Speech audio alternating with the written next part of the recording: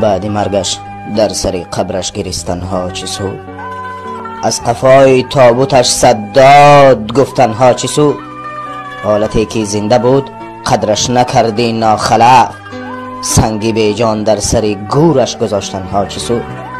سال و ماه بیمار بود یک بار نرفتی دیدنش، این زمان بالای خاکش پا نهادنها چه سود؟ خواست بار تا ببینی قامت خم گشته‌اش، رو به سوی خانه‌اش اکنون دویدنها چه سود؟ 47 سالش این همه بیهوده است، مثل کرگس روی خانش این پریدنها چه سود؟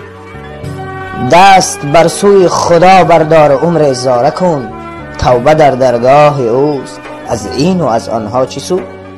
تو یقین دان قرض فرزند این دفاع والدین، ورنه از این بودن ما و تو در دنیا چه سود؟